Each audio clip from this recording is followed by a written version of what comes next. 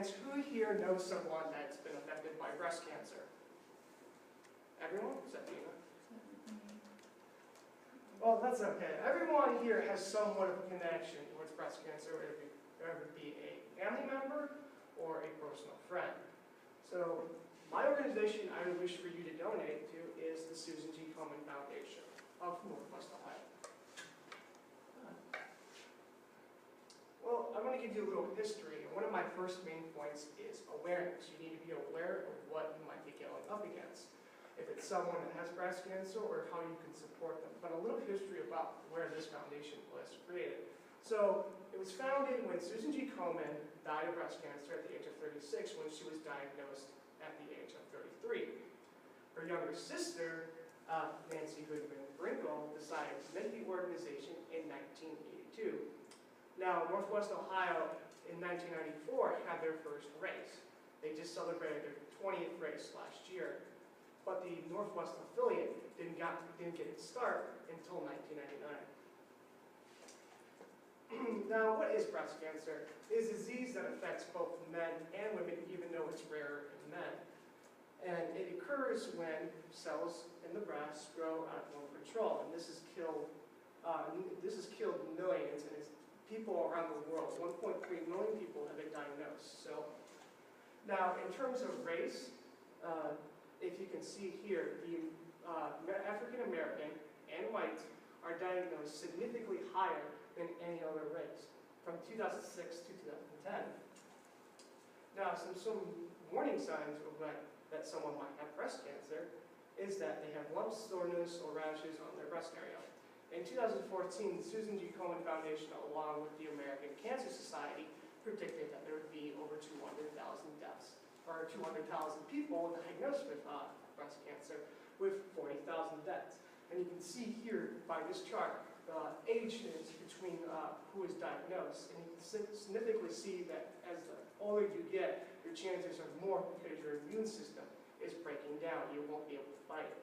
But as you can see, it does happen between the ages of 25 and 29, even though that is rare. Usually it happens between women who are over 50. Now, if you were to show no support, which is on the left, this would cause major problems.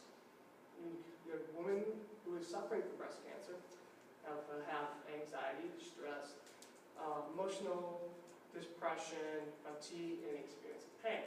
Now, if you do show support, their mood will increase, their self-image, ability to cope with stress, and feelings of control over their lives. Now, we want to know where your donations go. If you see by this pie chart, you'd see that most of it goes to education to inform people of what you are expected if you are diagnosed with breast cancer. And the second and third ones are screening, so you get mammograms to check to see if you have it, and research so we can find a cure. Now, my second main point is rally. You want to rally behind the people who are inflicted by this disease. As you can see here by the hat I have, have you seen this before?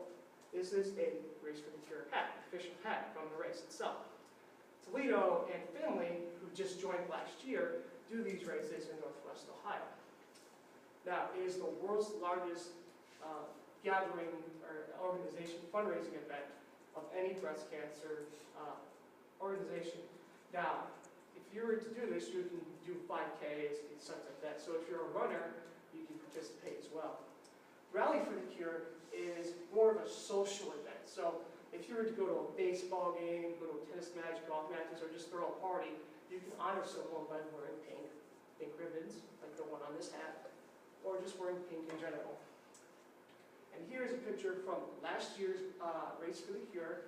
My mother is in this picture as she was participating in this. And I have too, but I was not at this one last year. And here's Rally for the Cure. You can participate at almost any event you want. And here's one at the Mud Hens game where they, during before the game, made a giant pink ribbon for everyone. Now, you want to do one final thing, is rise above. How are you going to keep fighting on? Your local university, the university you're attending, fights this as well. The University of Toledo always hosts a women's basketball game in February rockets for the cure. So they would select a game in February, and the women's volleyball team would wear pink jerseys, and then after the game, they would auction them off, and all proceeds would go to the Susan G. Komen Foundation, Northwest Ohio affiliate. And if you were to attend the game, you get a free t-shirt out of it. So, and here is a picture of what the uniforms would look like. The results of it are mostly in the 10,000 area. So, now, by showing your support, you can save thousands. My mother, if you can see on the back of this hat, is a survivor. Gina, pass that around, please. In August of 2001, I just turned 10 in July.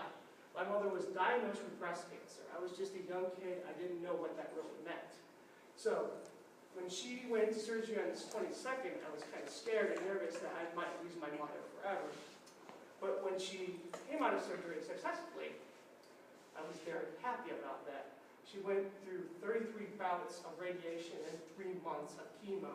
My brother, my father, and I all shaved our heads to show her our support. And one final thing I want to know is, if you rise above cancer, the survival rate is good in your favor.